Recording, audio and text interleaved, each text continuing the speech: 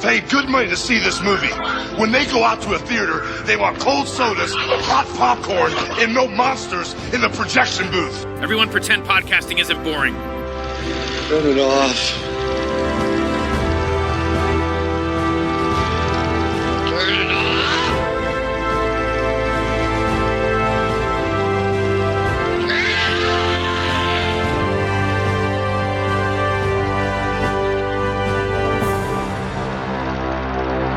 Why don't you just go home? I've been asking myself that one all night long. So what happened? Why can't you?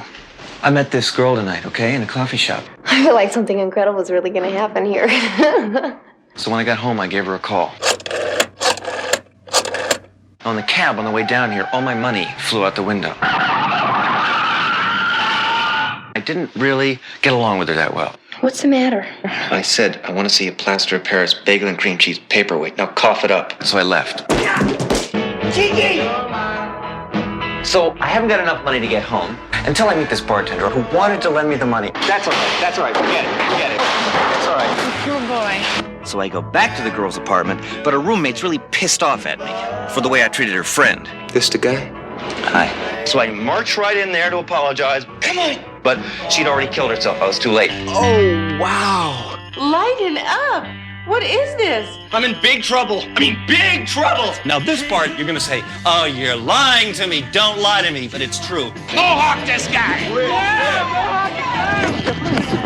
I couldn't believe that. It's him. Tell him. It's not my fault. I didn't do it. I gotta tell who you didn't do what. Help! Help! Help! Call the police! What's with you? Are you nuts or something? Luckily, there was this girl who saw the whole thing. You're dead, pal. And what? So now she's the one in the Mr. Softy ice cream truck who's trying to kill me. They're all trying to kill me. I just wanted to leave. My apartment, maybe meet a nice girl. And now I've got to die for it, What do you want from me? What have I done? I'm just a word processor, damn it. Is that all there is? After Hours, when anything can happen, and usually does. Is that unbelievable or what? That's all there is, my friends. Then let's Welcome to the Projection Booth. I'm your host, Mike White. Joining me once again is Mr. Chris Stachiw. What are they, sailors?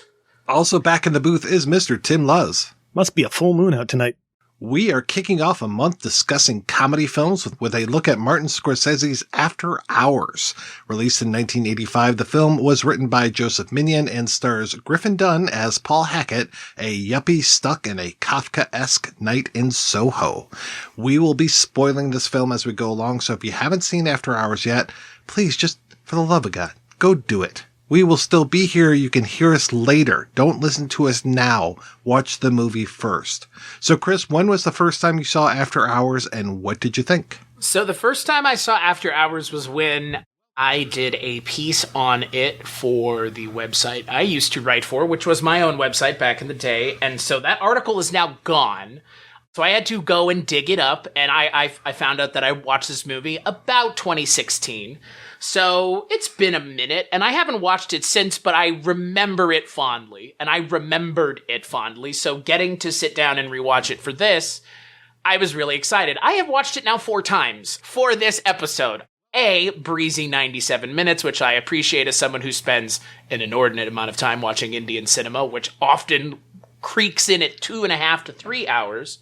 Outside of the breezy pace, which Scorsese had to do for a number of reasons, I love this movie. And I think it's almost like and it's weird to say this, but it feels like this is like the secret handshake for movie fans a little bit. This is one of those conversational secret handshake movies, because it's gotten a lot of press recently because it's getting, a Criterion release. But for me, and Mike, you and I quote this often, you will be doing an episode eventually, cat out of the bag, though I'm sure you've mentioned it before, a Goodfellas episode.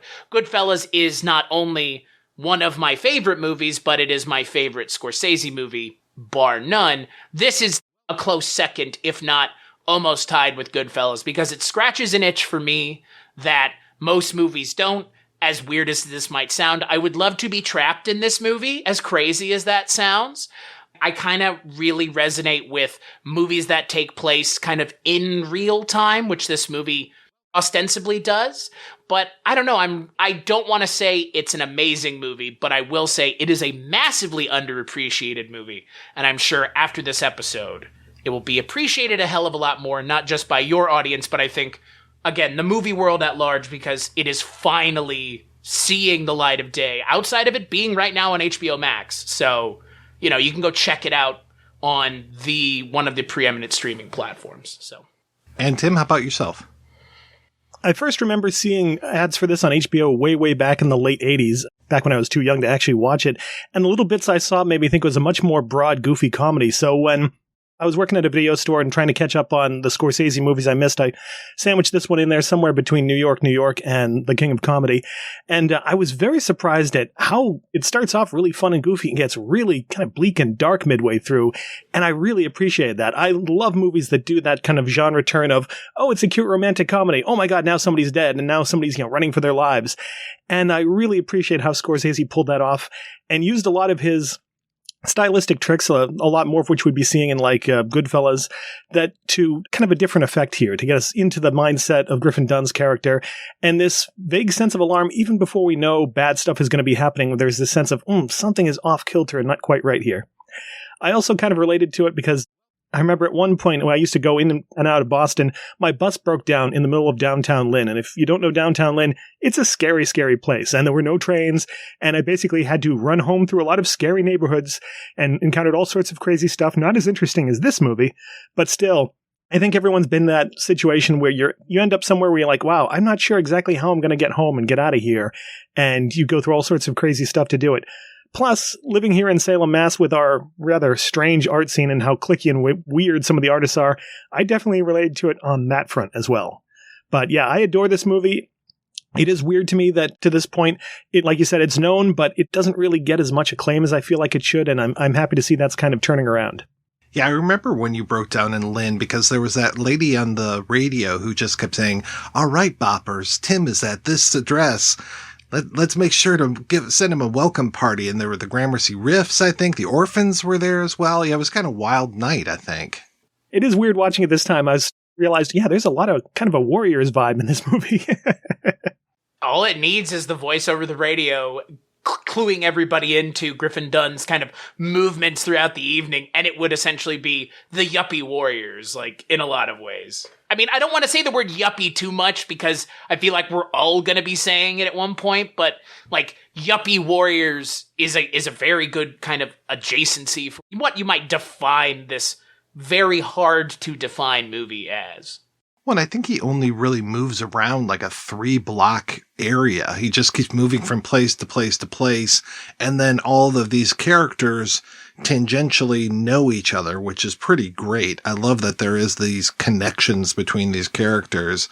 I saw this one, it was probably early 90s, maybe 92, 93. I was going out with my ex-wife at the time, and I guess she was a big Scorsese fan, because when I think about it, I had tried to watch Goodfellas, and the first time I watched it, I didn't really care for it.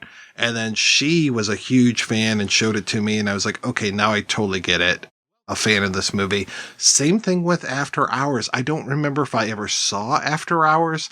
I had this thing with, you talked about the commercial that they showed on HBO, and yeah, it was kind of billed as this broad comedy, and just seeing Griffin Dunne for some reason in the 80s, he just bothered me. I don't know if it was like that and Desperately Seeking Susan, and just or no, he wasn't Desperately Seeking Susan. He was Who's That Girl? Yeah, that was Rosanna Arquette in the other one. Yeah, so I was just, sorry, I get those movies mixed up, and especially because it's like this kind of, especially Who's That Girl and After Hours with his connection. It was just like both of them were trying to do like a screwball type of thing, and I just didn't like him for some reason. It took a long time before I finally came around to Griffin Dunne. And now, just for the record, totally on board with Griffin Dunne. I mean, especially, American Werewolf in London. He is one of the many bright stars in a movie that is filled with a galaxy of bright stars. But this one, it didn't land until I rewatched it in the early 90s, and then I got it. And by that time, I mean, even had I watched this in 85, I would have known who most of the people were in this, but by 92, 93, I knew even more. You know, definitely Will Patton had made more of a name for himself by that time. I love that even some of the smallest characters in here, like the ballet performing clerk at the restaurant that they go to, is Rocco Sisto, who, if you don't know the name Rocco Sisto, I'm sure you've seen the face. I think he's shown up on every single, like, Law and Order incarnation that there is. But he is wonderful, especially as Professor Hess in The American Astronaut, one of my most favorite movies in the world. So if you haven't seen that one, definitely see The American Astronaut. Remarking on that, I remember as a kid being like, hey, it's Dick Miller. And even then I was like, hey, it's Victor Argo. Hey, it's all these people. Oh my God. Linda Fiorentino. Excellent. Small talent, whatever happened to him, Martin Scorsese as light operator in the club scene, which I think is, I love his cameo in this movie because it feels very much a perfect cameo for where and what this movie kind of means to Scorsese. Because it's not that I didn't realize until watching it this time, but when I watched it last time, I watched it, and that was it. I was just watching it to watch it and enjoy it as something I'd never seen. And watching it this time with all of the knowledge about what Scorsese was going through at the time, which again, as someone who is, I'm going to assume the youngest of the three of us, my kind of frame of reference for Scorsese is things like Goodfellas, less the apparently toxic director that he was in the 80s because of going over budget, not meeting deadlines, making these, giant bloated movies, and also wanting to make Last Temptation of Christ, which most directors, if they make that movie, never make anything again. And Scorsese is lucky that they did, but I didn't realize where he was and kind of out in the wilds because of, like, before this movie.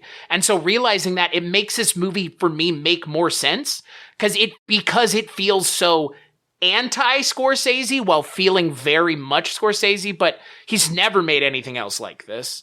And that's obvious. And it's, again, like, to your point, Tim, like, it's weird that this is not a bigger part of the Scorsese conversation, because it really deserves to be, because he hasn't made anything else really like this. I mean, even a movie that's an hour and a half long, like, God, fucking Goodfellas is 2 hours, 45 minutes. Like, he's not known for a breezy paced movie. Let's just put it that way. I mean, Goodfellas is, but in terms of runtime, I don't say, well, Scorsese can make an hour and a half movie. Like, the subjects he's tackling normally don't put him at an hour and a half length movie.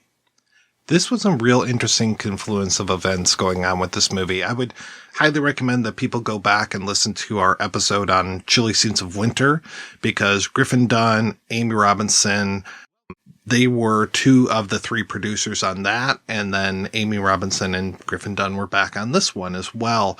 You had these kind of scrappy independent producers who are bringing this property forward.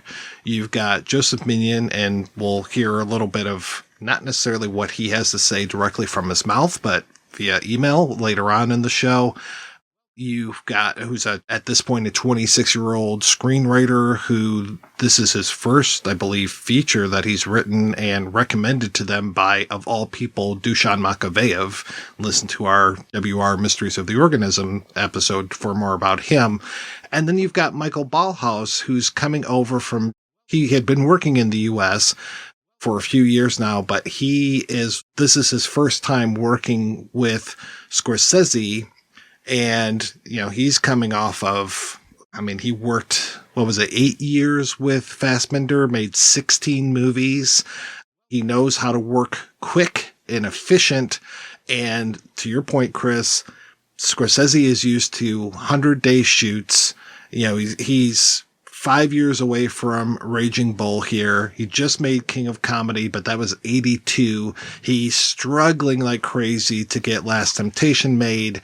He's not making these kind of smaller movies like this. And so between the scrappy producers, the real go-getter DP, this bizarro script, and then Scorsese coming in, who almost didn't come in.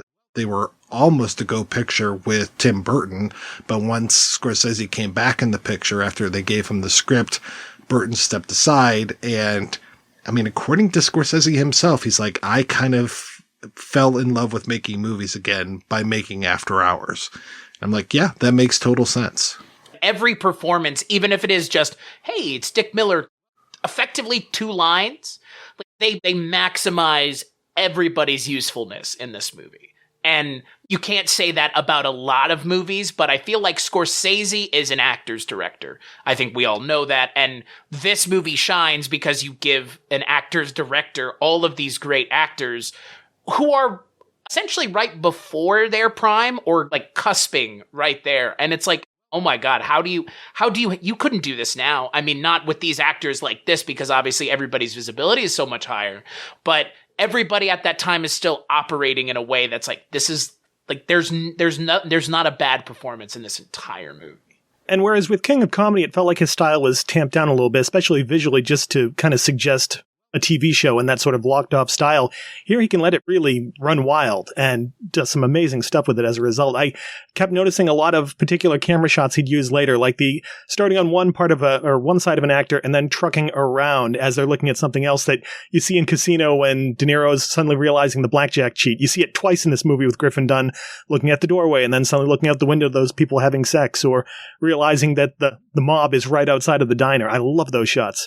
Oh, I love all of these push-ins that we do, just one after another, like pushing in on the phone, pushing in on Rosanna Arquette. I mean, they really draw attention to themselves, but in a great way, where I'm like, wow, this is so nice. And to see that constantly moving camera that you're talking about. I mean, even the very beginning of the movie where we're in this office and we have that great push in on Griffin Dunne to kind of introduce his character and be like, this is the guy of all of these people in this office. This is the guy who we're going to pay attention to. And he's sitting right next to Bronson Pinchot. And again, another person who at this point in his career, probably not nearly, I don't think he's doing Perfect Strangers at this time. I can't remember if Beverly Hills Cop had come out at this time or not. I think that was 84. Don't think so. I thought it was 84 for some reason. I could be wrong. Was it 84? Okay. I couldn't remember if it was 84 or 86. I was trying to remember where I was at in my life when that one came out. And yeah, just amazing that he's talking with this guy. And I love how Bronson Pinchot is just like, I'm not going to do this forever. This is just a stopover. And as he's talking, you're just like, oh, that's probably how Griffin Dunne felt, but he's still stuck in this office. And I love that little montage of all the people with the paper and just how we go around the entire office and just see paper after paper after paper. And I love that paper comes back in both Kiki's sculpture and then Verna Bloom's sculpture as well. Just that paper is everywhere. The paper of the flyers, the paper, the check that Terry Garr gives him, just all of this paper all over the place. And I love that it starts with him in that office, with him being this, put upon word processor, and that, paper is such a major theme in here. Well, and don't forget, they have the interaction at the diner because of a book. So, it even goes as far as that, I think obviously the book that he's reading, it makes sense, I think, in a lot of ways that he's reading that book, that he speaks so eloquently about it, given the subject material of said book. But I did notice that usage kind of throughout the movie of, again, the money and just a lot of, the mundane nature of his life, and this guy having this adventure. It's that juxtaposition constantly in this movie. I also like that suggestion that we see other people who really don't want to be in their jobs and want to be doing something else. That cashier at the coffee shop who's practicing dance moves and he's probably waiting to be discovered. Yeah, he probably is. He's probably thinking this is just a stopover and I'm going to be, with the New York Ballet soon. Or even Julie talking about how she hates her job and quits and she hates the coffee shop. Yeah. And even Gail, who has to be like, I drive an ice cream truck. It's not boring. I rewatched this again last night, and just to see how they put some of those things together, I forget about Julie working at the coffee shop or the bar and the copy shop, and just oh, well, that makes sense. And then to see all of those drawings that she's doing. So you add those two things together of drawing plus the copy shop, and then you're like, oh, well, now I know where these flyers are coming from, and I know that she's the one that drew the image of Griffin Dunne that's on these. So, okay, and you just like pick up these little things as you're watching it. And this movie, I know Scorsese describes it like a Chinese puzzle box, and it's fascinating to see how judicious they were when it came to editing this. And of course, it's, the great Thelma Schoonmaker editing this one with Scorsese, just that they cut out so many little things, but I think every single cut was very valuable. I'm glad that they had deleted scenes on the DVD, but it's kind of strange because they're just like little snippets of things. It doesn't feel like, other than a conversation between John Hurd and Griffin Dunne, it doesn't feel like there's a full scene there. There's just like little bits of things. And I was trying to, kind of re-edit them back into the movie in my head. Like, oh, here's a little bit more Dick Miller. And that's probably before John Hurd comes in, and just trying to piece these things. Cause you're right. There's not very much Dick Miller at all, but he's such a great little addition to anything and everything that he's in. And I love just that he's the one that gives us the title of the movie. And to Scorsese's point, he even admits on the commentary, like, we cut things out that I liked. And he's like, we cut out my favorite scene of the movie, which I don't know a lot of directors walking around willingly admitting that, like, especially on a commentary. And if they're admitting that on a commentary, it's normally not, oh yeah, we had to do that and it was fine. It's like, hey, this sucked and I had to do this.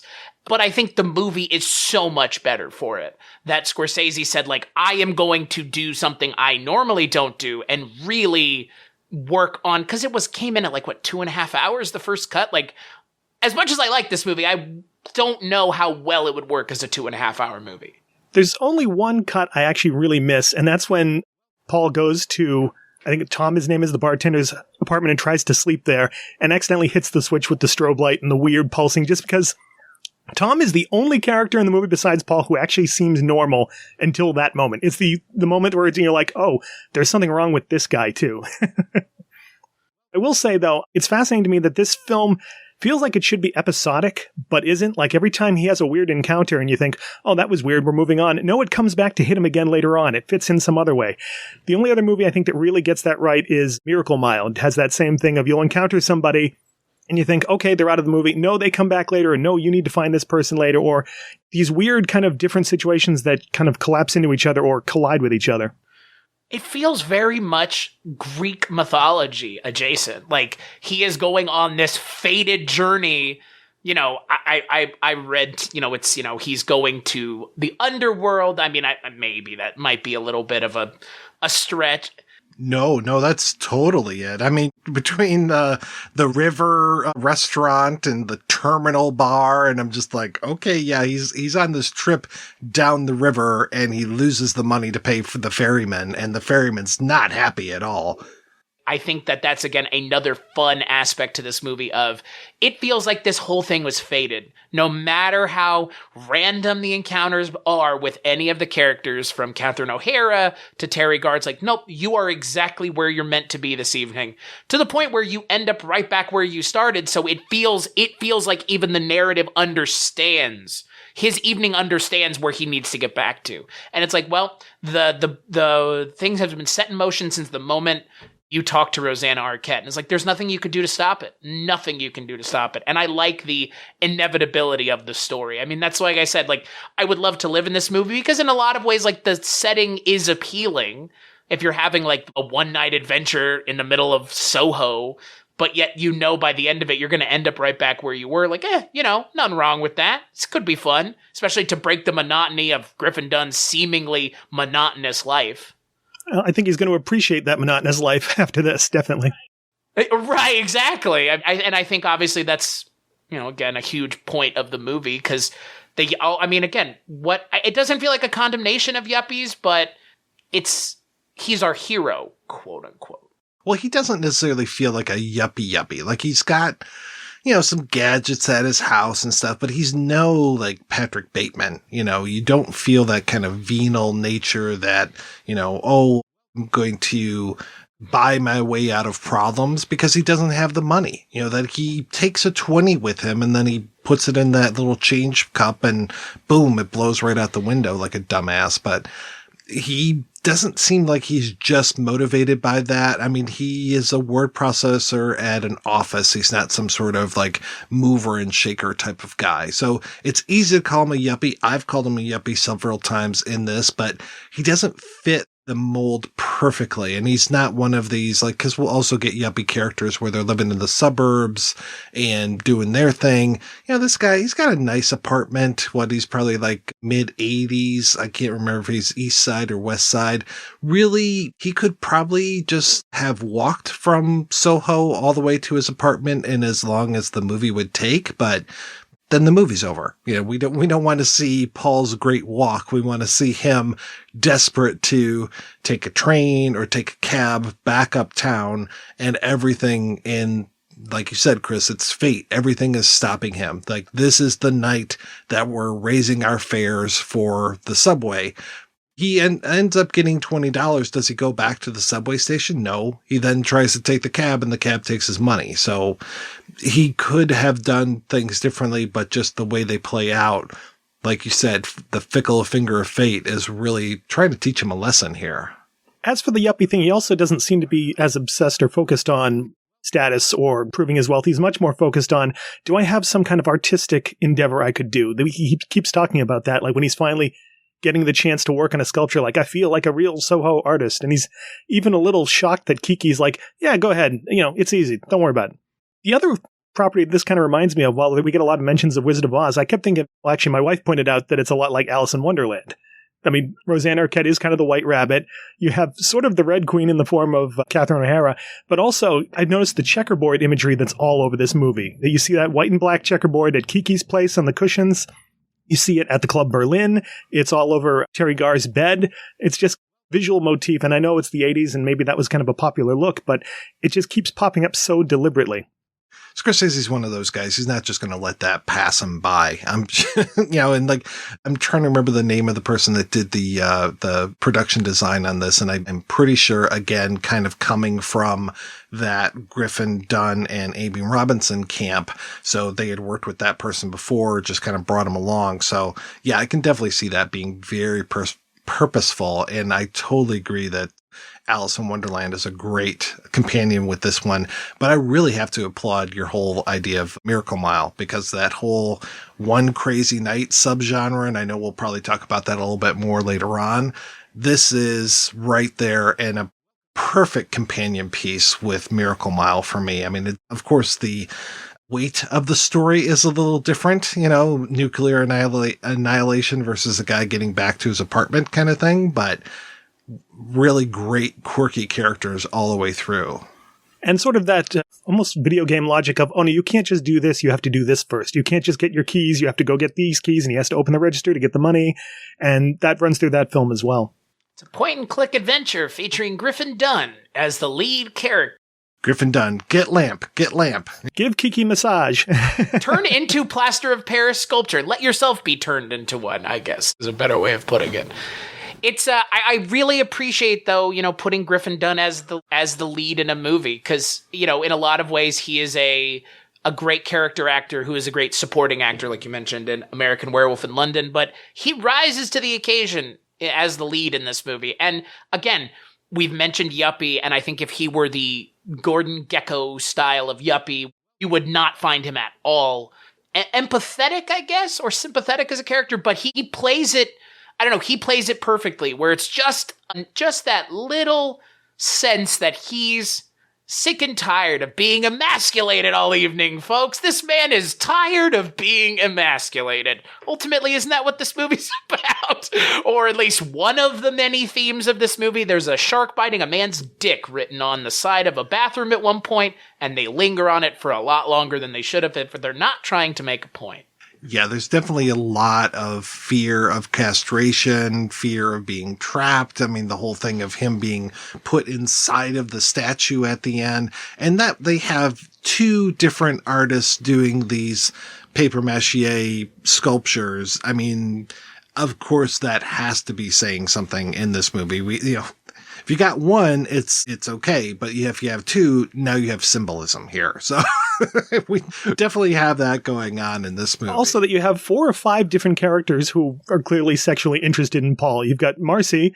I get the sense Kiki's kind of into him. She finds an excuse to get his shirt off and then the whole massage thing. Julie, definitely. Gail, I think even a little too. That guy who tries to pick him up on the street, who I love how annoyed he gets when he realizes he's not going to get, and he's just like, why don't you just go home? God. And then finally June, who's like, oh, she puts him in the sculpture to save him, but I think she was planning on leaving him there, honestly. June is such a maternal figure. And then when I was watching the behind the scenes, the making of documentary, which I'm pretty sure they're porting over to the Criterion disc, this whole thing of his escape was to crawl inside of her and that she would give birth to him in this, like on the side of the freeway kind of thing. And I'm like, what the hell? Who the hell came up with that? And they have like all the storyboards there, like the little Martin Scorsese sketches to show us what he had in mind. I was like, what the fuck, man? That's wild. Well, he was talking to other directors to figure out the ending. Maybe that one came from Cronenberg. Sounds like an Alex Garland movie all of a sudden, just like rebirthing or like Dead Alive even. Like all of a sudden she just pops him out. Like, yes, what movie is this now? I will say though, to that point, there are parts of this movie that feel the closest we've ever seen to Scorsese doing a horror movie or leaning on what would be considered horror conventions. Yeah, Shutter Island is the only other one that comes to mind, yeah. But I think this is even more so because those scenes between Rosanna Arquette and Griffin Dunne in her apartment are very strange and very off-putting and unsettling. And the lighting, those scenes feel like another movie within this movie. And every time they go back into that room, the tone of the movie changes. But every time we're in that apartment, it feels very off. And again, like you mentioned, Shutter Island is a good example, but there are scenes that, again, like I feel like it's Scorsese just riffing and doing things that, again, a guy who is effectively feels like he's been blackballed out of the industry would be like, fuck it, I'm going to do whatever I want and just kind of play with it. And again, I think it's interesting because the tone of the movie works, but doing all those things really gives it this kind of really hard to pin down quality and genre, because again, I think that this movie also plays within so many genres that is why this movie is underappreciated, because genreless movies tend to be hard for people to understand the first time or second time they watch it, because everybody wants to just, I want this to be a horror movie, I want this to be a comedy. It's like sometimes it's none of those things, but all of them at the same time. Going to that horror idea, and in particular those scenes in that apartment, I kept thinking of Rosemary's Baby, especially because Scorsese actually does the peering around the doorway shot when he hears Kiki and Marcy whispering in the other room. And you get this whole sense of, are these people planning something weird for me? What the heck is going on? And I love that every once in a while we can hear what Marcy and Kiki are whispering, like she starts talking about the pill and how it makes her sick, but it blends into all these other things that we can't quite make out what they're talking about. It makes it so creepy. There is so much of this movie that is in Paul Hackett, Griffin Dunne's head. We've got that thing of him talking about spending the night in the burn ward, and we never get the end of that story. And I love that. To me, that's kind of like the Vertigo moment of this movie. Like we never see them save, Jeff from hanging up there. And it kind of is like he's hanging up there the whole time. It's like that story about the burns is hanging in the air. And that becomes kind of the thing where he's looking at Rosanna Arquette's leg and sees these scars, and she has this burn cream in the book about building after a burn. And then you find out later on that no, there were no scars on her legs. It was a tattoo that you saw. And the tattoo happens to match up with it's a death's head tattoo. And that same death head is the keychain that John Hurd, Tom the bartender, gives to him. And I love that, he keeps handing it to him like skull first. And that skull is always there. And keys are so important to this movie. The whole like amazing shot of the keys being thrown down by Kiki, and doors are so much a part of this movie. And you could make a real argument that doors are vaginas and vaginas are doors in this movie if you really wanted to get super Freudian about this. And also talking about Freud, how many times does Paul go to a bathroom? he goes to a bathroom in, I think, every single apartment he goes into the bathroom at the river place. He goes into the bathroom at the terminal bar. I don't think he goes into a bathroom in Berlin, the club, but my God, does he go to the bathroom a lot. He did go to the bathroom in Berlin, but it was cut out because originally he was going to see the graffiti about June on the wall. I almost feel like all those bathroom scenes, because it's always him looking in the mirror after, and I almost feel like it's a reset. It's almost like him thinking, okay, this night's been weird. From here on, I've got it under control. And as soon as he gets out, usually something even weirder happens. Yep. And he's usually slicking back his hair or fixing his hair, trying to like get himself back together. It's that stock taking moment where he looks into the mirror and he's like, okay, I can do this type of thing. And then, like the point, he gets dumped on so much that he literally cries out to the heavens, what do you want from me? I'm just a word processor. And that great crane shot looking down at him. And he's just, like Khan kind of thing. I think two of my favorite shots, because you guys have mentioned some really great shots in the movie, are this kind of pair of shots, one behind him while he's running, and then the other one in front of him while he's running. And I know that they mentioned that those are the trailer shots, and I totally understand why they were used as trailer shots, but I love, because those scenes and those two shots are what evoke the warriors for me. That kind of like helplessness in the middle of the night, in the middle of the city, and the city is bearing down on you. And I love those two shots kind of in, comparison to one another. But again, it leads to this idea of like, the world is out to get you, man. Like, and you may not have done, again, his culpability in all of this, I think, is an interesting question, because Rosanna Arquette kills herself, but not because of him, we would hope, but it's never made clear. But he tries to make amends with it himself in a really poor way, in a way that feels very poor, to the point where it's like, don't even bring it up, dude, because Catherine O'Hara is not the person to bring it up to. But I just like, again, like you mentioned, there's this scene, Mike, where he's begging for help from the heavens. It's like, dude, the heavens are what's out to get you. Stop begging for help. They are not listening. And that's that Greek mythology nature where it's just like, they're not bothering themselves with the folly of man, even as you're having the, again, worst/best evening of your life. Because he'll never forget this evening, I would assume. That's the assumption here. He'll be in therapy for years, yeah. I like the fact it would have been very easy to make him a full-on yuppie and make him actually kind of deserve this, and the audience is supposed to be cheering on his downfall. But I like that, no, he's not a terrible guy. We keep seeing him try to do decent things, and it usually gets him in more trouble. When he sees Pepe and Neil with the sculpture, he's like, oh my God, they robbed Kiki. I've got to help her. Or that he actually goes back to Julie there because he's worried, oh my God, is she going to kill herself now? I can't have that on my conscience. And that gets him in trouble. Or even that scene where he Marcy's death kind of finally hits him in Julie's apartment and he has that breakdown. And like he says, I don't even know this girl, but he's like mourning her in this moment and kind of accepting that maybe I had something to do with this. Yeah, the relationship between he and Marcy is very interesting. This whole thing of, it's a seduction. There's this whole thing of him making that phone call to Kiki, getting put on the phone with her. He comes down. They end up going out for coffee, and there's a kiss that happens afterwards, but she isn't into it. But then she ends up kissing him, and it's like, okay, what is going on here? And I think eventually he just gets tired of being bounced back and forth and not knowing where she stands. And he just eventually, like after, he gets a joint and it's like, man, you're supposed to mellow out. But, he just starts laying into her about stuff. But then her reaction, I had to rewind the movie quite a few times to be like, did I miss something? Because she just gets super, I don't want to use the hysterical word, but she just loses her shit and starts crying as he's leaving the apartment.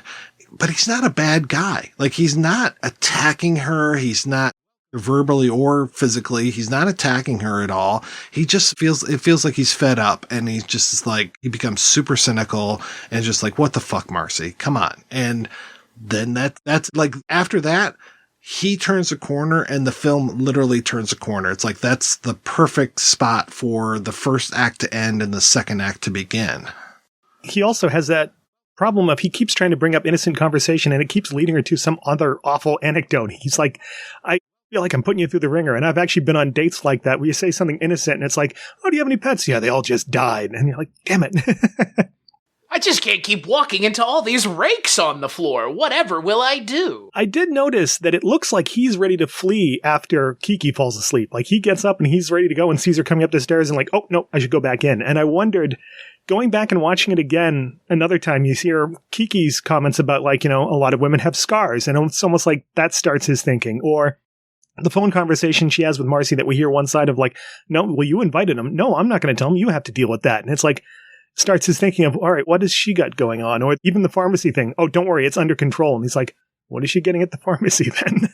Right. After midnight, she's getting stuff at the pharmacy. And I love that this is in New York where all these places are open. When he talks about getting coffee with her and she's like, oh, it's not even 2:00 yet. I'm like, yeah, that's what I love about New York. And it's the New York of 1985. I don't hate to sound like, the cranky old man, but the last time I went to New York, it was just like the whole city starting to shut up at 10:00. And I'm like, what the fuck, man? This is the city that never sleeps. You guys, you got it in the song even. Come on.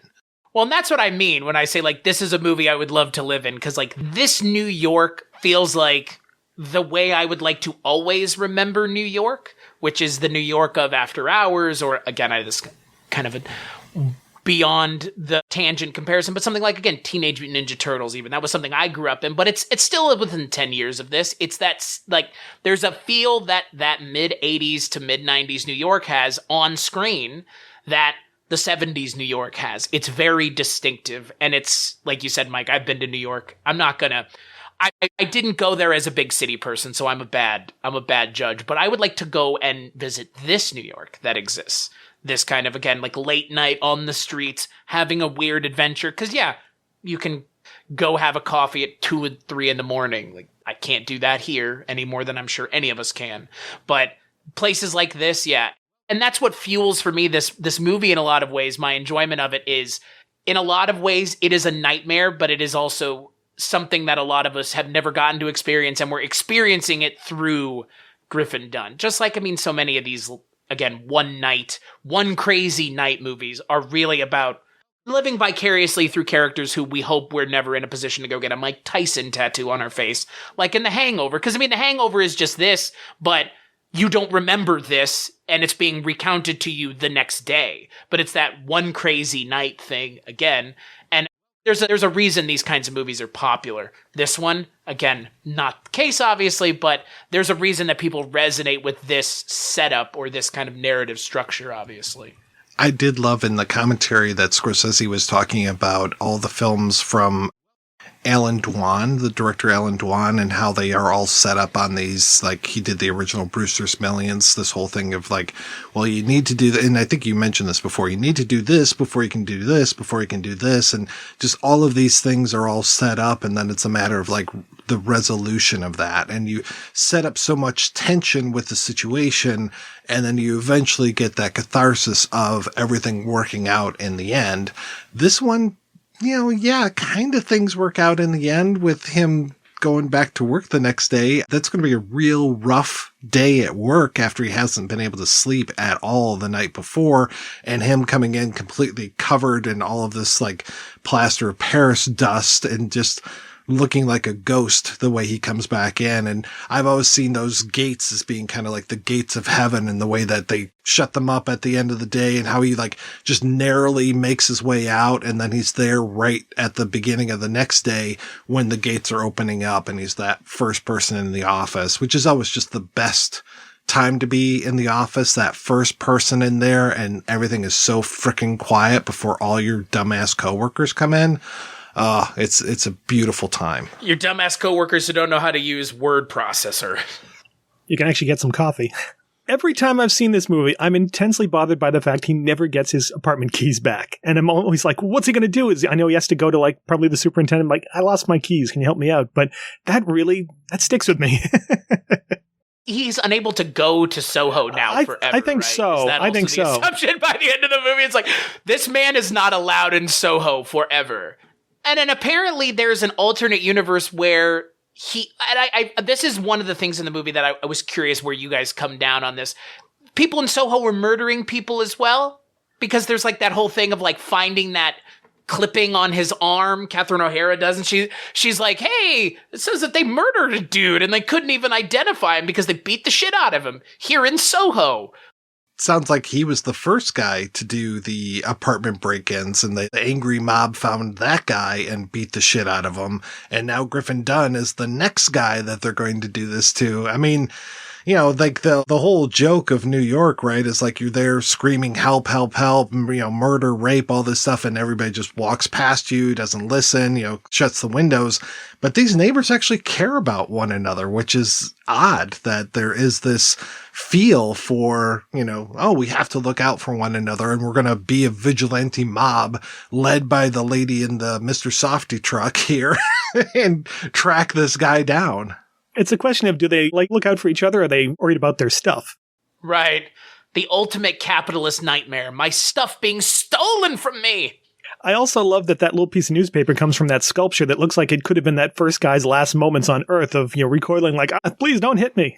And I always appreciate when somebody has to get corrected about things. He's like, oh yeah, that looks like the Shriek. And she's like, the Scream? The George Segal line at the end, I absolutely love. Oh my God. That is so good. Yeah. And I love that it's Cheech and Chong, that they just kind of show up out of nowhere and we just get them throughout the movie as they're going through here, and that they are ripping off places, but apparently they didn't rip off Kiki. No, that maybe inspired them to go back to ripping off because they tried to do it legitimately. And exactly. Yeah. You pay for something and your stuff gets stolen. And this is how you use Cheech and Chong in a movie without them getting in the way of things or feeling like you're leaning on, because I just got done watching Yellowbeard, and that movie leans on them a lot in a way that doesn't work very well. But here they're interspersed just enough that they're having a crazy evening of their own, seemingly having to deal with interacting with Griffin Dunne and the things he's creating problems for. But I really like the two of them in this movie. I mean, again, there's a perfect amount of them. Because they don't, if there's too much, it's like they're just getting in the way of things. And like, I wondered about their backstory because they're both wearing like green military style jackets, and Cheech Marin has a jacket with a reference to Pleiku, and it was, when I die, I'll go to heaven because I've spent my time in hell. And I'm like, were these guys like buddies in the war? And this is kind of where they've ended up after Vietnam. There's a lot of weird military stuff. I noticed that Catherine O'Hara has a King Kong Company patch, just like Travis Bickles, or almost like Travis Bickles, on her jacket. And it's a really subtle thing, but there's a lot of weird military stuff in the background of scenes like that. Well, and it touches on street vigilantism the way the Taxi Driver does. I mean, again, because we literally have a mob of people chasing after Griffin Dunne at one point in this movie. She already has the whistle, which made me wonder, maybe she's just playing it up when she reads that newspaper thing. Maybe she's the one who led the assault on that first guy. Yeah, I love that she's got the whistle already and that it's just ever present with her. How cute is Catherine O'Hara in this movie? She's like freaking adorable, right? She's amazing, yeah. Terrifying, but adorable. Oh, yeah, yeah.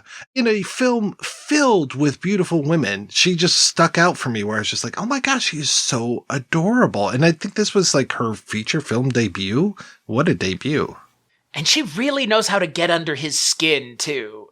Because, boy, that thing where she's doing the thing reading numbers to him while he's trying to punch in a phone number, hoo boy, Griffin Dunne is not having any of it. And that freak out that he has at her, one of the only freak out in the entire movie, other than screaming at the heavens, man, he's real mad. And that I love that scene where he just like screams at her and he's like, I'm sorry. It's like, why? She's fucking with you, man. Like, why are you sorry? Like, what are you apologizing for here? Like, you're at your wit's end, man. But I love that like momentary, just like letting down of the facade where he just freaks out at her. Cause it's a powerful moment for his character. Finally, just, I've had enough, for fuck's sake. Like, give me a moment. And nope. You don't get a moment. Run for your life. He tries to be so polite, and when John Hurd is kicking open the cash register, or trying to, and just to see the wincing of Griffin Dunne as that's going on, he's just like, oh, like don't upset things, don't do this for me, don't do this on my account. I love the reactions that it gives, and I mean, John Hurd is fucking fantastic in this movie. It just, in a movie filled with great performances, his just stood out so much for me. He's so likable and friendly. I mean, when he comes up and he offers him a drink and offers to pay for his subway fare, it's just like, oh yeah, this is exactly kind of the stereotypical friendly bartender you want to meet. And in the final cut of the movie, he is the most normal person we see. I mean, he has a little bit of an anger issue, but when he freaks out later, it feels very justified. And that's the scene that Scorsese was talking about that he didn't want to cut, which was when Griffin Dunne, Paul, runs into Tom John Hurd out on the street at one point. It's after Tom has gone and identified Mercy, Rosanna Arquette's body, and he is just so devastated. And they have given him a suicide note, and it says, you know, I didn't kill myself because of my beloved Tom or something like that. And he's just like, what does this mean? If she didn't kill herself because of me, who did she kill herself because of? And he's just asking Griffin Dunne this. And of course, Griffin Dunne's just like, oh, fuck, I don't want to give away what I know. And I love that scene. That was really good. I can understand why they cut it. The movie actually runs a little bit better without it. But I was like, oh, wow. And then, yeah, that kind of also leads to, oh, you know, you're really tired. Go sleep in my place. And, you know, Griffin Dunne goes in. There's the picture of Marcy there, and he turns that down. And then he goes to go to sleep and hits this switch. I don't know if he thinks it's a light switch or if his hand just hits it by accident. But all of a sudden, yeah, this like moaning and groaning and disco and lights, and he just completely gets freaked out because of all the strobe lights going on. It was kind of nice to see, like you said, that Tom was a little bit of a freak as well. Not as bad as like Dudley Moore and that one of those Chevy Chase Goldie Hawn movies, but he definitely had quite a setup going on. Well, speaking of having setups, Terry Garr's apartment is a nightmare made real, a 60s nightmare made real. I love where he's like, oh yeah, the waitress, she left me a note. And he's like, oh yeah, Miss Beehive 65. And it's like, even he doesn't understand what's going on with Terry Garr's character. She's the only character that feels like she comes in from a different movie, but her coming in from a different movie and even time period just gives whatever's going on in the movie at the time just like a complete just overhauls the movie, because you go into her apartment and it's like you've stepped into something else entirely, to the point where Griffin Dunne's like, I don't even understand where I am anymore. Like, she is such a strange character in a movie full of strange characters. The shelf full of Aquanet, or I just love the symbolism of the mouse traps all around the bed. Oh boy. Yeah. It almost looks like a religious shrine with the way that the mouse traps are in this hemisphere, this semicircle going around her bed. Or even the beautiful detail that if you look at all the drawings that are on her walls, they're all people from the 60s or 50s. And it's like Bob Dylan, but it's 1960s Bob Dylan. Yep, the Beatles, mid-60s as well. Yeah, it's so good. And the fact that she leaves her house looking like that. I mean, she's in a walking anachronism, like the way that she looks. And that shot of her sitting at the table waiting for him when he comes out of the bathroom, just sitting there with her hands crossed waiting for him. It's like, where did you come from? What year do you think you live in? Because they're in this like bar at 3 a.m. where there's this like sad couple dancing in the background, which already doesn't make any sense and is out of place. But then she is just woefully out of place. And it's like, what? It's just, Soho is just weird, I guess. When he comes back and it's the two leather daddies that are making out there. This is Soho. This is like ground zero for gays. And I love that, you know, they're not treated weird. You know, like you've got that little bit of awkwardness with the guy that he picks up or that thinks he's picking him up or whatever.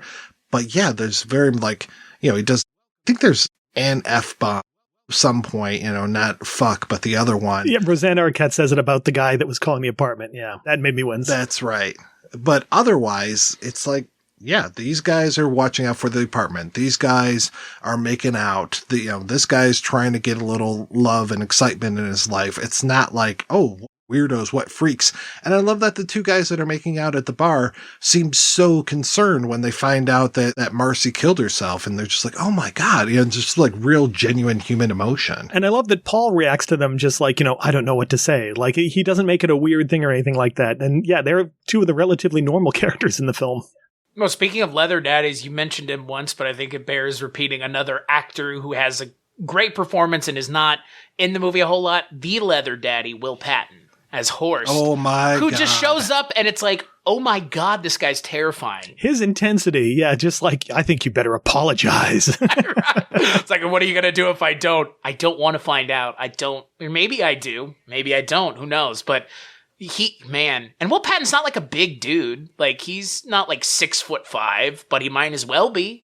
I think it's his stillness in the scene, that he barely moves. He just kind of stands there and stares at him. And they cut a bit where he goes over to the piano and starts playing it. And I'm glad they did. Just having him standing there staring is so much creepier. And then when he's there at Berlin and you just see him and her together, him and Kiki together, and that whole thing, I love that, this is a Scorsese film. And we're talking about Taxi Driver earlier, and this whole thing of, oh, this is Mohawk night. And I'm like, I was waiting for Travis Bickle to come walking in. He should have been the taxi driver that he stiffed the $20. He could have gotten shot. Right. That guy was going to meet with Travis Bickle at the coffee shop to share with Peter Boyle, Wizard. Yeah, exactly. Right, yeah. One person's, two persons. Can you imagine this guy I picked up tonight? Yeah. He stiffed me $20. He said it flew out of the cab. Right. It's a subtle detail. I love that the razor they're using to give him the mohawk is actually the sound of a chainsaw, because immediately there's just that implicit violence in that moment. Will Patton at this time had just been in Desperately Seeking Susan. So another connection there with Madonna and Rosanna Arquette. Wow. They'll just keep circling around. That is another movie. That's a freaking fantastic movie, but that's another one where you just watch how many people are in that one. You're like, holy shit, it's John Turturro. Holy shit, it's Giancarlo Esposito. Holy shit, it's Laurie Metcalf. Robert Joy, who most people know as one of the coroners from one of the various CSI shows, is there. I mean, there's so many people where you're just like, oh, wow. This guy, again, Victor Argo is another person that shows up. He's great in this as one of the two guys running the river diner that they keep going to. Which is my favorite, most uncomfortable scene in the movie. Where he's like, I'll have a coffee and a hamburger. I'm just going to go put $5 in the meter. And he just like dips the fuck out of there. Like, we've all been there before. Hopefully, maybe not. Maybe you've avoided that situation in your life, but that is a very uncomfortable situation. I love the way the movie handles it, where it's just like, yeah, he's just going to leave. That moment where he comes back and Victor Argo comes in and puts the food in front of him, gives him that look like, oh, you thought you were going to get away? Nope. Yeah, in that amazing moment when that punk rock girl just comes in with that flyer and hands it to him, like there's nobody else in the restaurant. She doesn't say a word, just hands over that flyer and basically gives him, here's your Deus Ex Machina. This is how you're going to escape this whole thing. And it's shot like he's like cowering, like, oh God, now what? What is it? What is it? And then she just hands that to him like, oh, okay. and the club he couldn't get into before, now it's easy. Now he is the invite. That fucking doorman scene. Oh, it's amazing. He's such an ass, but the best kind of bouncer asshole character. I'll take your money so you don't feel like you've, left anything unturned. And I love that he gives him back the quarter that he's going to use in the jukebox later with June. It's like, you're going to need this quarter later. Yeah, it's like he knows. He seems to be an agent of fate. And it's like, you weren't really supposed to come in here this first time, thus the Mohawk and you trying to escape. But later on, now's the right time. Now you've got, talking about video games, now you've got that pass, that special thing that you had to collect from, the wizard to do this, to do that. And now you've got the right thing. Now I'll take this and you can enter into the club. Your XP level of annoyance has finally reached the right level. You can go in. It all comes together so well. And talking about the ending, we talked about that mother ending earlier, and there was the ending, the screenplay that I read ended with him just being put into the back of the van and the van driving off, and that's it.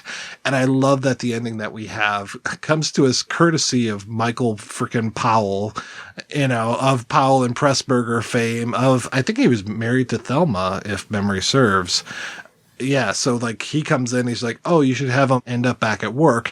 And Scorsese at first is just like, yeah, whatever, get out of town kind of thing, and goes to Spielberg, goes to De Palma, goes to all of his old buddies, like, what should I do with this ending, all this kind of stuff, and then finally comes back to Powell's ending. And it really is the perfect ending. It feels right to have it go full circle. And I love that even though they don't do the Verna Bloom giving birth to him, it feels like a rebirth, him coming out of that shell. Well, and it makes you wonder, does, again, like, his reaction to the evening obviously would lead you to believe he leads a rather mundane life, but the way he reacts when he gets back to the office might lead you to believe that this has happened before, because he's not making a big deal of it when he walks into the office. It's like, ho hum, back to my normal life, when the rest of us would be like, I'm taking the day off. Like, I'm not going into work after this fucking nightmare. Like, I'm firmly staying at home for the next week, at least, just so I can get my bearings as to what just happened when I evaded murder and being murdered and possibly killing someone and having to be responsible for it. I've evaded all of that. Possibly. Another weird connection I got, and I think the ending kind of backs it up for me, is looking at Paul compared to Bud Baxter from The Apartment. That they both start off as these cogs in these machines in front of their machines, and they want to get out, they want to meet a girl, they end up going home and just watching the TV, bored.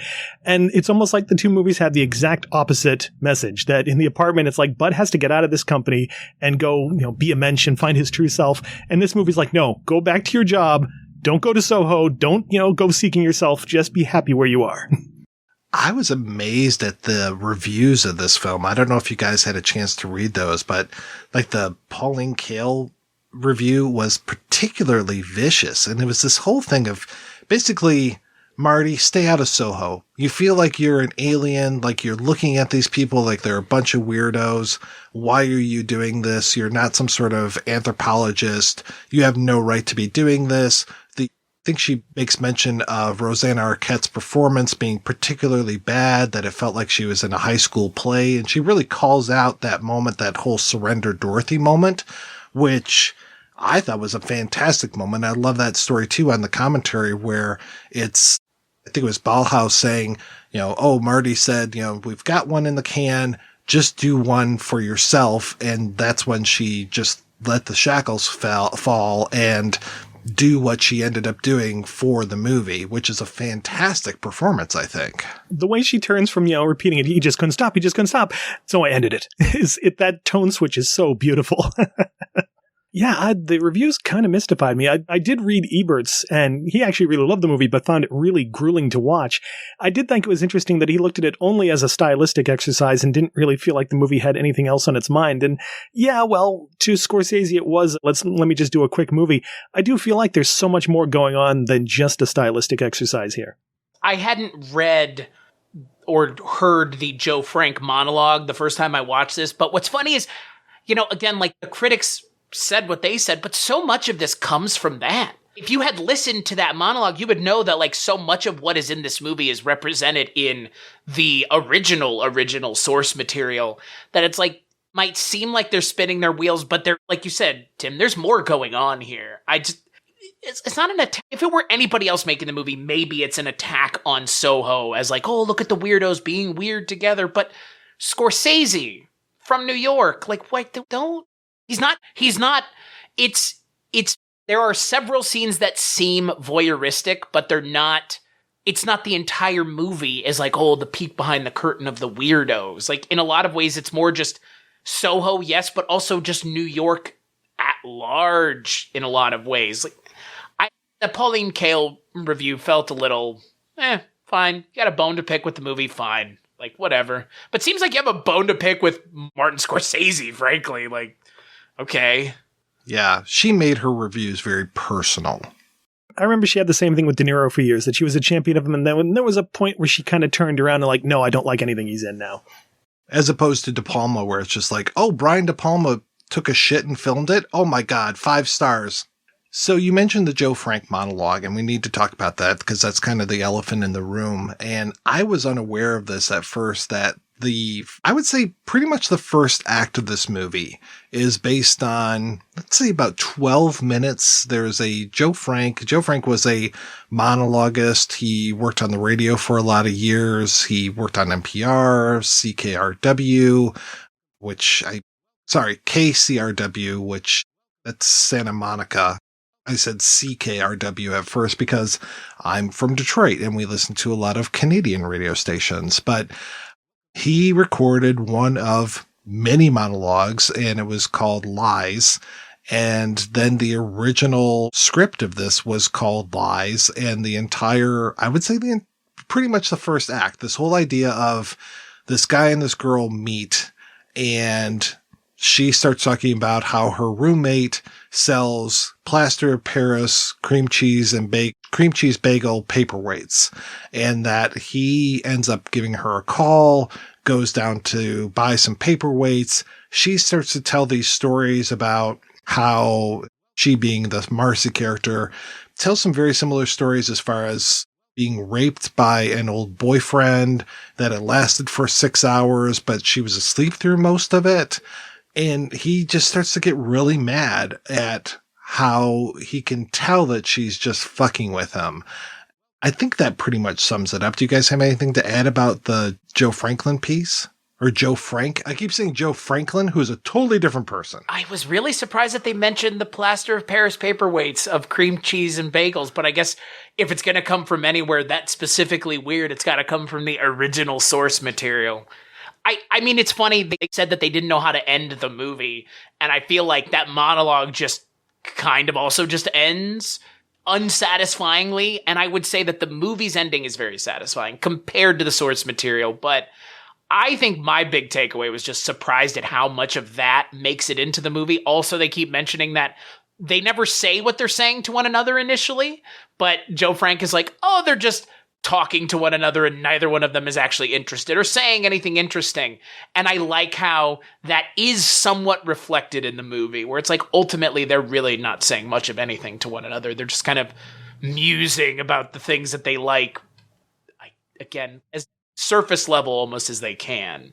Not to, excuse possible plagiarism, but I started to wonder if Minion used that monologue as sort of a starting point and started building the screenplay and thinking, well, I'll go back and make that different, make it original later, and then build so much of it into this intricate puzzle. It's like, well, I can't really do that. I can't really change any of that now because it's all built on that. But it is kind of surprising just how much of it is directly from that monologue. There are no interviews on this episode. I thought for sure after we did that Chilly Scenes of Winter episode, I've got Amy Robinson's contact information. I've got Griffin Dunne's contact information. Great. It's a shoo-in. No problem. We're going to have no problem doing this. Griffin Dunne has not written back to me since we did our interview. I hope I didn't piss him off or anything. We thought I had a pretty good conversation. Amy Robinson, who I don't think I have it in the Chilly Scenes of Winter episode, but she really didn't seem to like me very much at all because you guys, you've listened to the show before, right? You might have even been on it a few times. The whole thing of hey, so tell me how you got your start. And I thought it was very interesting that she worked Mean Streets and then eventually produces this film. So I start to talk to her about Mean Streets and she's just like, is this an interview about my acting career? Because I don't want to talk about my acting career. And I'm like, okay, I'm sorry. And she just started to go off on me. And I really had to I'm so sorry. We'll just talk about Chilly Scenes of Winter. That's it. And just had to really, put out a fire with that. So I still thought, okay, she's producing this movie. It's one of the most successful things that she produced. Maybe she'll talk to me about this. She wrote back to me and said, "Hi, Mike. I am not able to discuss After Hours. Sorry, Amy Robinson." Not able to. That just seems so bizarre. What a weird word choice. I don't want to. I can't. I'm not able to. I'm just okay. So bizarre. That is a little weird, but considering it's a movie where miscommunication and suddenly saying the wrong thing and all of a sudden you get a weird reaction from a woman, somebody, maybe it kind of fits in, There does seem to be some things going on behind the scenes here that we will never know about, right? And they hint at it, but oh boy, what the fuck? That to me is exactly what you said, Mike. It's there it is. There it is out in the open. You can't talk about it. And I think that leads to why this is sitting in, not anything for 20 years. And now it's finally on Criterion. Wonder what hoops they had to jump through to get that to happen. Because haven't they been talking about releasing this on Criterion for literally ever? Either Griffin or Amy mentioned it on the show. All those years ago when we did Chilly Scenes of Winter, they said there's going to be a Criterion disc. And I can't remember if that was them saying it off the air or if I said it. But basically, I have been pilloried a little bit because there would be so many times where it's well, on the projection booth, they said that this was going to come out on Criterion. Where the fuck is it? And it was my fault or something. Like I gave bad information. So I'm just like, well, I'm sorry. That's what I heard. That's what these two producers told me was going to happen. It's like Bill Murray and Ghostbusters. It's what I heard. So the other person that I reached out to, and of course I couldn't reach out to John Hurd because he's fucking dead. And there are a few other people. How dare he die? How dare you die, John Hurd? I was so sad when he died because he was so nice and he gave such a good interview when we talked to him before. But anyway, I talked to Joseph Minion, and Minion, he and I went back and forth, and we still go back and forth via email a lot. And it's like, will he, won't he kind of thing. And I told him, Tuesday's my night that I'm recording this. That's it. I'm done with you basically because he won't go on the record. But I am going to read an email that he sent to me. I hope that this is okay because he went into some details here. So this is from Joseph Minion. The truth is that I had, in fact, late one night while a film student in Columbia, fallen asleep listening to Joe Frank tell that very short story on air, and unfortunately, dumb 25-year-old that I was, some details from the story went into my screenplay. Stupid, stupid, stupid. These details occur at the beginning part of the movie. My script goes way, way beyond that guy's story, but naturally his legal team argued the whole premise of the movie came from him as opposed to those few details, and it was a very, very traumatic, you can imagine, legal shit show that I had to endure until it was finally all settled.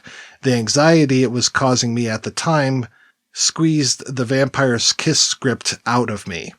But that was in the late 80s. In other words, the thing is over. I made reparations for my stupid but minor mistake, and I moved on, for God's sakes. But years later, when the internet took off, and one, of course, this rumor got out because that's what people do, and two, the advent of the troll occurred, I became aware of, well, a lot of nastiness, the wild west of the internet, and of course, completely out of my control, a feeling that I can only describe as being skinned alive.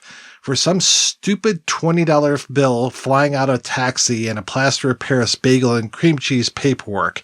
And I repeat, this had already properly been dealt with legally years earlier, but these trolls, they kept coming. In fact, I had a heart attack a few years ago, which I have zero doubt was directly caused by this online character assassination, I swear. So I think you can see why I have a great, great apprehension about talking about After Hours on a podcast, as I'd almost have to address this elephant in the room, a horrible and very traumatic incident that I moved on from, but that I almost certainly would wake up the cancerous trolls to take up the keyboard warrior thing all over again, because people are like that, this world that we live in. But of course, I don't really feel like making myself vulnerable to another heart attack. So, Mr. White, you see my predicament. There's all sorts of informative, creative stuff that I can say about both movies. I was talking about Motorama as well, being the writer, for Christ's sakes, but I really don't know. The prospect of going into this fucking lawsuit thing, and I'm not sure just avoiding it entirely is smart either, as the truth is, yes, I did steal a couple of goddamn details from that guy's radio rap, so not mentioning it would be disingenuous. I just don't know. There you go. I honestly don't know if I'm being oversensitive or wisely guarding against future heart attack inducement or what. I'd be interested in your thoughts / reaction. So that was from Joseph Minion a few months ago. And then the last series of emails I got, he was talking to the Criterion people, and he's got a couple short films that he made around the time. He was trying to get them to put them onto the Criterion disc. But as you guys both know, Criterion these days basically are like, no, we're not going to take any new material. We'll take what's on the DVD and we're going to port that over. Maybe you'll get a new fucking essay, and that's it. Take it, you piece of shit. Pay us $50 for this Blu-ray. Which is surprising given that Adam Long, who does Movie Geeks United's home entertainment thing, he's always telling me about Columbia with their things that they're releasing. They're releasing the movie and then the TV show based on the movie on the Blu-ray as well. Look, I think this whole thing sucks that nobody can talk about this movie because it's a conversation that now cannot be had. A lot of the people that could have had the conversation can't, won't, never will, because some of them have passed away now. And as far as I'm concerned, if you want to have your side known for the one and only time, this podcast, The Projection Booth, is the platform to do that on. This is the preeminent movie podcast for edutainment style movie information where you're entertained and you're learning a shitload at the same time. If you're going to do it here, man. Like, Amy Schumer stole jokes straight up, and she still has a career. Your career can weather it. It's how you respond to it that is more important. I do feel for him, though, because having actually gotten some internet criticism recently, and even the most gentle one can sting a lot, I can't imagine what it'd be like to come on here and then have that reopened again and have to deal with that all over again. So I do kind of understand the idea of it happened. I want to leave it in the past. You know, with putting stuff on the Criterion disc, at least there, he's not going to have people reaching out to him directly. So I do get it. I don't know if it's exactly just a couple things filtered in through sleep, because that's like you said, the first act of the movie. But I do feel for him. I mean, he fessed up to it. They paid the settlement. It's kind of done. And I do think he's a good writer. I love Vampire's Kiss. That movie's absolutely hilarious. So maybe he should have been making plaster of Paris croissants, and then you'd be fine. I don't know. Like, again, like that thing right there for me, I was expecting to hear something similar. I wasn't expecting to hear that. It's just like, everything bagel and cream cheese paperweight. I was like, whoa, like, wait. This is very on the nose. Yes, it goes elsewhere, but like, there you go. Yeah, not to badger this guy or anything, but just that he named the screenplay Lies at first. You know, the name of the Joe Frank piece was Lies, and you name your screenplay Lies. It's like, that feels a lot more than I was falling asleep and details filtered into my mind. You know, that the name of the story came in there and that you named it after that rather than A Night in Soho or something like that. I could understand like a joke or a line or even a particular direction of a scene filtering in. I've done that when I've been writing something and realized, oh, wait a minute, this was in this movie. That's probably where I got that. Never mind. But it's a lot. Well, and it's not like Bogosian adapting his own thing. You're adapting someone else's thing without their permission. Like, I get that, you know, NYU film student, but like, you know that. Like, you know that that's somebody else's thing. And like, he's made amends for it, which is good. But again, like, it is hard to be like, but also, you named it the thing. And I was trying to tell Mr. Minion, you know, I'm like, hey, we've talked about plagiarism and stuff on this show many times before. That's kind of my bag, you know. It's kind of how I made my bones back in the early 90s, you know, was talking about plagiarism. So at least he wasn't like, oh, yeah, I was a big fan of Joe Frank. I have a poster of him. You know, it's like, okay, that doesn't really work. Just because you have a poster of the thing doesn't mean you get to rip off the thing. I love Ringo Lamb. I brought the thing to mass audiences. They wouldn't know about the thing if it wasn't for me. Yeah. You mean stealing things whole cloth is not okay? Shocking. Joseph Minion he didn't get far enough away from it before people found out. That's what this is. I mean, if you were able to get 2 or 3 years away where everybody thinks it's your thing and nobody's going to argue against you, then it doesn't matter. But that's...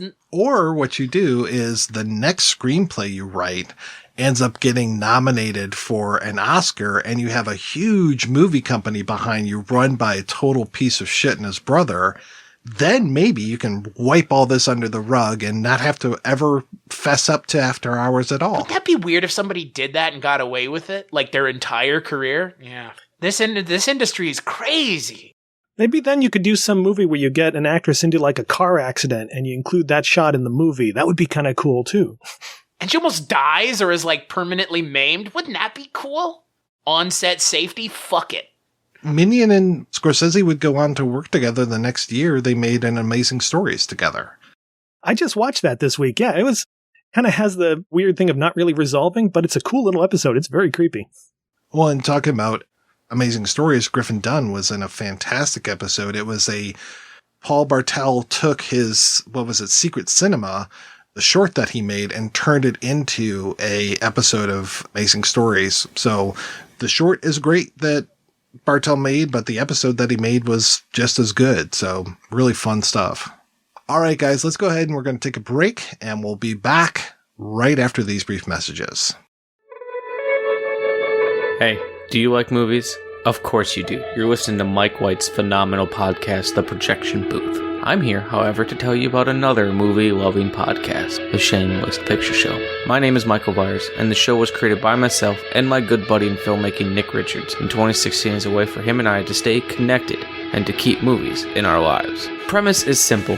Each of us composed a list of shame filled with movies we've either missed, had no interest in, or just feel the other one should have seen. We've covered a wide range of films, from Heathers, The Godfather, The Exorcist, You're the Hunter from the Future, Phantom Tollbooth, a slew of amazing Vinegar Syndrome titles, and some that are not so good, plus our massive Rocky episode that features a new interview with Lloyd Kaufman himself, talking about his friendship with John G. Avildsen. And I personally can't wait for you to hear us and join the fight to keep film culture alive.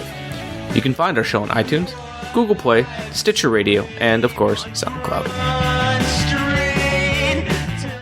All right, we are back, and we are talking about After Hours, and yeah, for a movie that Pauline Kael says is pretty darn vapid, I think we've given this a pretty good discussion so far. It's funny because usually when I'm going to do a podcast on something, I kind of have a thesis statement of, all right, this is what my basic idea that I think about it. And I came to this one like, I don't know exactly what I'm going to say. I don't know what all of this specifically means in the movie. And it is kind of fun hashing through it and seeing all these weird bits to it and all these weird themes and motifs to it. And I like that it may mean nothing. And that's almost the fun of it, right? It's like, oh, it could mean something. Or effectively, it's just a fun story about Griffin Dunne running around Soho and then getting dropped back at his office at the end of the morning, or the end of the day. Like that, there is that duality to this movie, because there is a lot of on-the-nose stuff, but it doesn't get in the way of a good movie. And that's the sign of a quality director, is being able to infuse those things, but not allowing it to overwhelm your movie. And boy, Scorsese, huh?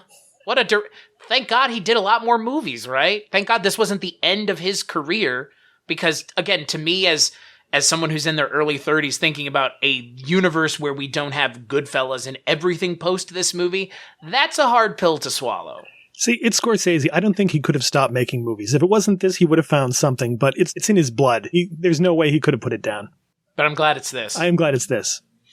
I think this is a terrific movie, and I love that this was the time, I mentioned Desperately Seeking Susan, I mentioned Who's That Girl, but another one that we have to talk about is Something Wild from the next year. Jonathan Demme also having this kind of mystery woman, the Melanie Griffith character, psycho boyfriend. Oh my God, one of the best Ray Liotta performances. I mean, yes, he is fantastic as Henry Hill, but my God, is he so good in Something Wild. And then Jeff Daniels just being this, kind of yuppie type character, an investment banker, I think much more of a yuppie than Griffin Dunne, just being tortured throughout this entire film. I freaking love it.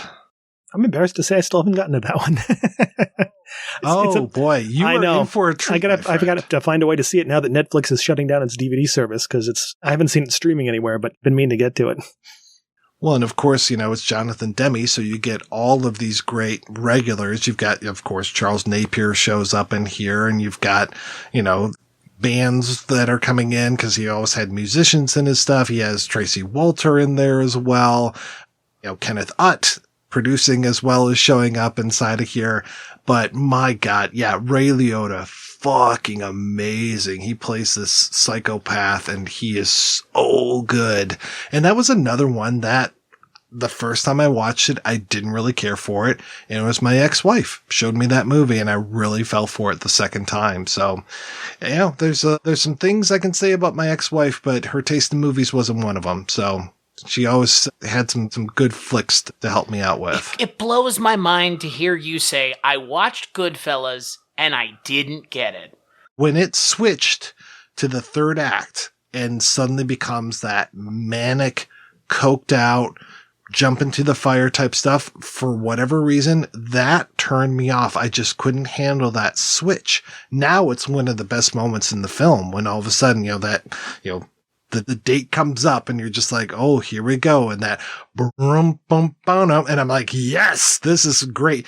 And when he started to address the camera and everything right towards the end, I was just like, oh, whatever reason, I just didn't like it. But, now it's right up there. It's one of my favorite films. And I think, you mentioned Goodfellas, and I wanted to compare Griffin Dunne and Ray Liotta, because there is a rat trapped in a maze quality to both of them in both of their movies. Because in this movie, Griffin Dunne is never not the rat. He's always the rat in the maze, trying to get out of the maze, no matter how hard he tries. And in Goodfellas, Ray Liotta isn't the rat until he is the rat. And I'm not talking about when he's a stool pigeon, but there's a point in the movie, and you just mentioned it, where it all of a sudden essentially becomes After Hours, because we're seeing the movie in real time in that final, third act. And it in a lot of ways, it's informed by some of the decisions that Scorsese makes here, where we have this kind of the world is bearing down on you, and it feels like something is about to explode. And again, in that movie, we know where that ends up going. He gets arrested, and, that's when the jail cell closes down on him finally. But it's also the moment where he becomes the rat of the movie, and the rat who rats on everybody else and becomes the stool pigeon. But I like how Scorsese, at least in this time as a director, he's really interested in exploring stories about these people that feel trapped, whatever that means to them, be it trapped in the mundane life that they lead and they're looking for something else, being actually afraid of being trapped. But again, it all comes back to this idea of, what are you willing to do to get your dream? Like, what are you willing to do to get the American dream? At least in After Hours and Goodfellas. And that's what I love about this movie, is ultimately it is about, like, the lengths one might go to secure their dream or what they want to do in life, and all these things that ultimately get in the way that stop them possibly from being able to achieve it or live it in perpetuity. And I do think there's a lot of be careful what you wish for quality to this movie. He wants to experience the artistic life, and he finally gets to see it up close, and it makes absolutely no sense to him whatsoever. And I was interested to look at this also in comparing Paul to Travis Bickle, that they're kind of flip sides of that one, where you have this lonely guy who can't really do well with normal people because he's unstable, and here you have a normal guy who can't deal with these people because they're unstable. And you gotta wonder what those characters are like in Griffin Dunne's life outside of the Soho people. If he's just as walking through that version of his life with those people, and this is the exciting evening, even if he's so out of sorts, he'll go and tell his, friends when he's at, the dinner at the end of the week, oh my God, you guys won't believe what happened to me. And they're just like, whatever, who cares? He'll do an NPR monologue about it. It'll be great. I just feel like he wouldn't tell anybody. For some reason, I feel like he doesn't have that many friends outside of work or even at work. It just feels like he's such a loner to me.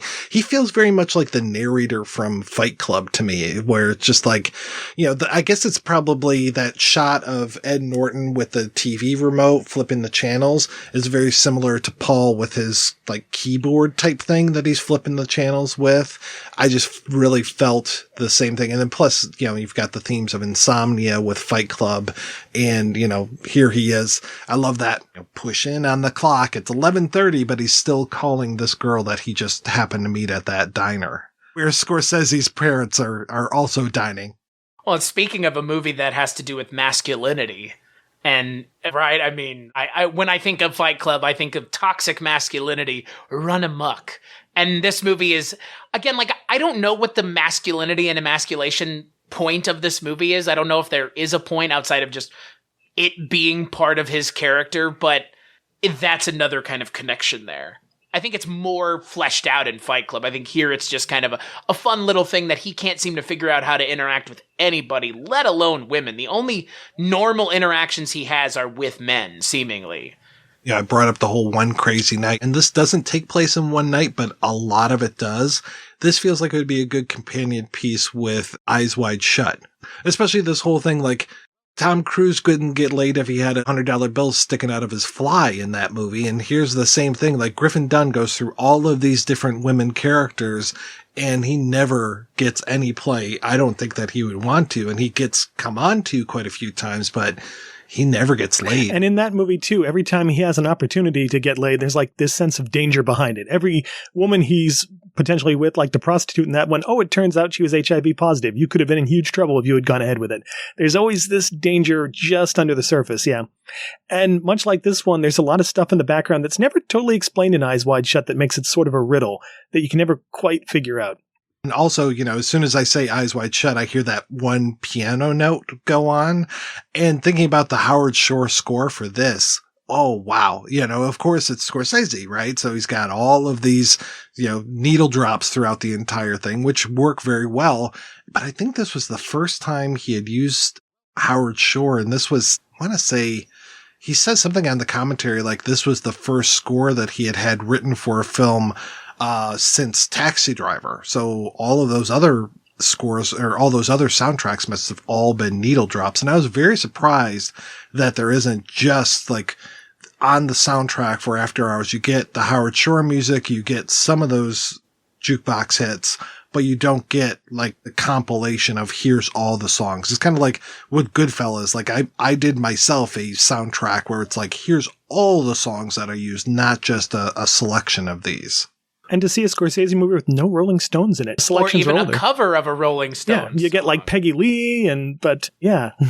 Get the Monkees. I think The Last Train to Clarksville is my favorite song in the entire movie because, boy, that's the perfect song for that horrifying nightmare of an apartment that he wanders into. Yikes. Yeah, and this was like only, I think, the 6th score for Howard Shore, and I think only his 3rd in America. Before that, it was his Canadian stuff with Cronenberg, and he is so good at weird and creepy and ominous. And I like that this hits that, but in a completely different way, not the weird low tones he would normally use in the Cronenberg films. It's like positive Videodrome. It's like, what if Videodrome had a happy theme? Like, okay, sure, do that. Yeah, and some of it is nightmarish. Like when you put on the DVD and you've got the music that plays while you're looking at the menu, it's kind of like this intense. It almost sounds like video game music, but like really intense video game music.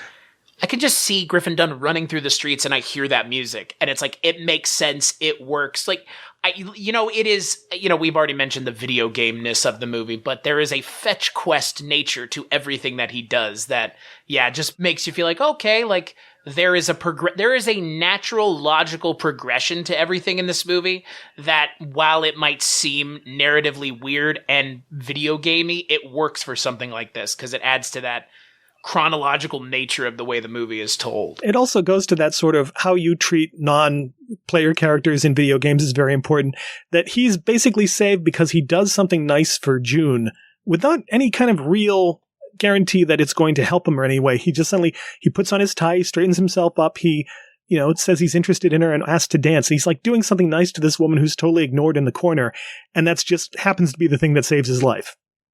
One Crazy Night movies didn't start in the 80s, but they definitely had a real fixed time here. And we're still doing One Crazy Night movies. I know like Superbad was a One Crazy Night movie, but when you look at like Choose Me from 84, Into the Night from 85, Modern Girls from 86, Blind Date from 87, Adventures in Babysitting in 87, Quick Change takes place in 90, and then it starts to peter out a little bit, but like you still have like Career Opportunities, Mystery Date. It just goes on and on. I mean, some of my favorite movies are One Crazy Night movies. I love American Graffiti. I love Dazed and Confused. I love Go, the Doug Liman film. So it's like, what about Return of the Living Dead? Or, and I saw it a couple times when I looked, and I would agree with this classification of the movie over the one that really irks me, Die Hard. I would rather this be Die Hard be a One Crazy Night movie than it's a Christmas movie. Okay, we know who you are. We know what you think. Fine. You're entitled to your opinion. And we already brought up The Warriors, and I mean, that's definitely one of the best One Crazy Night movies. Or From Dusk Till Dawn and Rocky Horror Picture Show as well. Again, like, some of them don't really make a point of that being the thing. But, even a movie that I love, Empire Records, that's like One Crazy Day. Like, again, like, there's something about these kinds of movies that resonate with me, personally. So I don't know what it is. I've never been able to put my finger on it, but maybe it's because I like having these kinds of adventures and I would like to have more of them in my life, and they only ever happen when they happen like this, where it's like a confluence of events that just keep... And From Dusk Till Dawn has that genre switch midway through. They're like, it's a crime movie. No, now it's a vampire movie. Which I really like that. I always felt that they did that a little late in the movie, but the screenplay, I think they do it about 10 minutes before, and I thought that was even better. You know, we've talked about other crazy night movies here on the show. We did Assault on Precinct 13 and Night of the Creeps. We did do The Warriors all those years ago. So, there's definitely a lot of these. Detroit Rock City is another one. What about Four Rooms? Have you done Four Rooms? I heard there's some people involved in that movie that went on to do other things as well. It's funny. I meant to bring that up as an example of how the character of Paul could have ended up if it hadn't been in the hands of a good actor.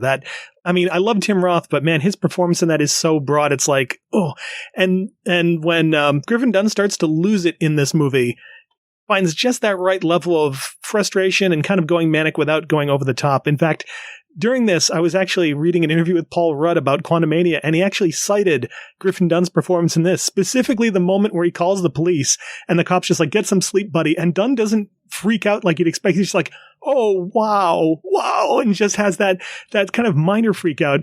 And apparently Rudd saw that and went, no, that's acting. I have to study acting to learn how to do that. All right, guys, let's go ahead and take another break and play a preview for next week's show.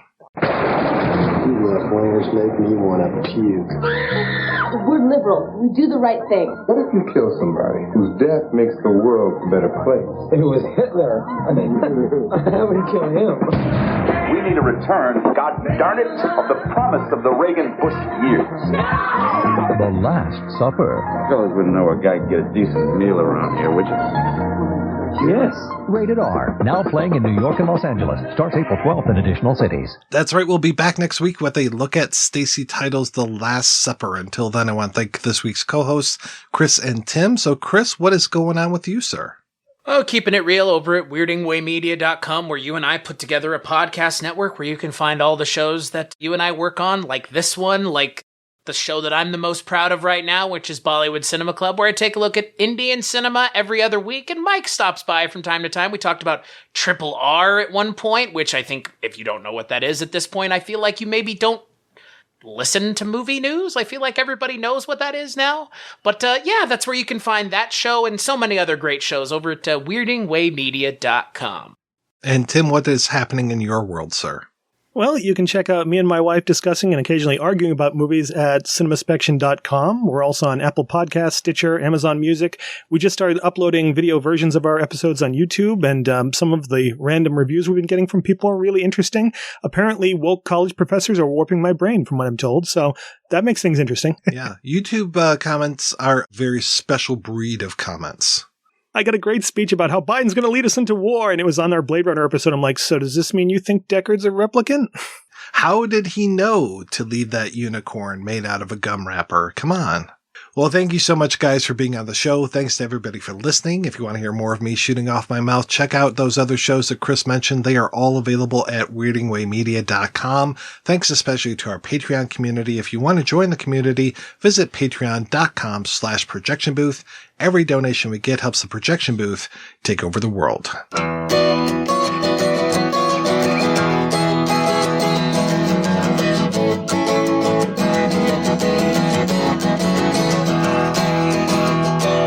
It was a Chelsea morning, and the first thing that I heard was a song outside my window, and the traffic wrote the words.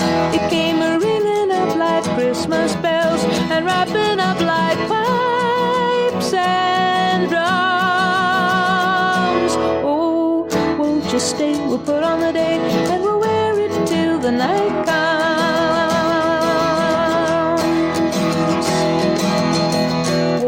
It was a Chelsea morning, and the first thing that I saw was the sun through yellow curtains and a rainbow on the wall. The red, green, and gold to welcome you, crimson crystal beads to beckon. Oh, won't you stay? We'll put on a day. There's a sun show every second.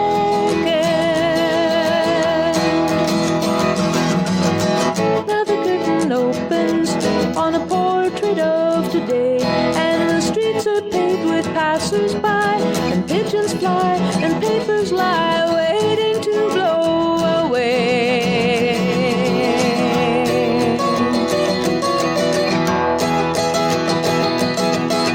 Woke up, it was a Chelsea morning, and the first thing that I knew, there was milk and toast and honey, and a bowl of oranges too, and the sun poured in like butterscotch and stuck to all my senses.